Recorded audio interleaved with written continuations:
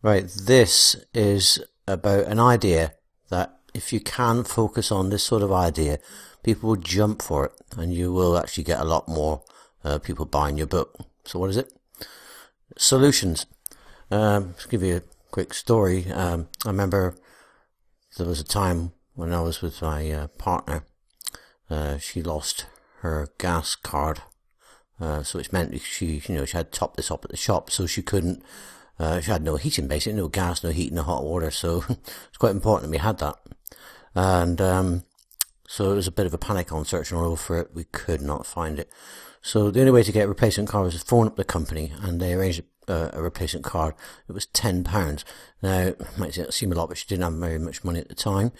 But she just paid it gladly because she wanted a solution to a big problem. And that's the thing. People have, when they have problems, the bigger the problem, of course, more desperate problems as well, they're anxious to find solutions. And if you've got a solution in your book promises, then people are seriously just going to jump on it. So how do you find these solutions? Well, there's two ways to do it. One is look at the problems that you've solved. Just sit down and make some sort of list and go through your life and try to think of problems you've solved. So here's some problems, just a few, I've solved. How to design covers that sell. I used to spend money on getting covers designed, and I wasn't, shall we say, as good as what some of these design experts were. So I had to pay for that, and it didn't always come back the way I wanted it to be. I wanted to be able to do it myself, so I've actually solved that problem. Get out of debt. I didn't get it totally out of debt, of course, but I got myself out of big problems. I mean, it was a serious problem to me at the time. I managed to get that. Get a job fast, that's a problem I've solved as well. So there's lots of people out there also in the same situation where they're out of work or they've just lost their job or something, and they need money to live on. It's quite a serious problem. So if you can promise a solution to that, then they're going to jump on your book. The other ways to look, of course, you probably guessed it before I brought it down there, problems others have solved. So here's just a few.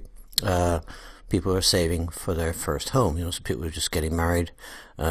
Desperate is a problem for them, to have that money because they're perhaps living with their parents still, that sort of thing, or in a small apartment somewhere like that. So they're desperate to get their first home. So that's a problem that they want solved. Child obedience, that's a big one, getting children to stay in bed at night, go to sleep at night, potty training, things like that. We're just doing what they're told. Troublesome children is a big problem for a lot of parents. Autistic child, I put that one there because there was a woman that had an autistic child, and every time she'd be out talking to others about it, and it was, she knew a lot about it. She really did do lots of stuff. And I actually said to her, why don't you write a book about it? And she said, oh no, I couldn't write a book about that. And I was thinking, yes, you could, How many people out there, you've got lots of useful information that plenty of other parents who've also got bringing up children who, suffer from this would love to hear, they'd love to learn what you know.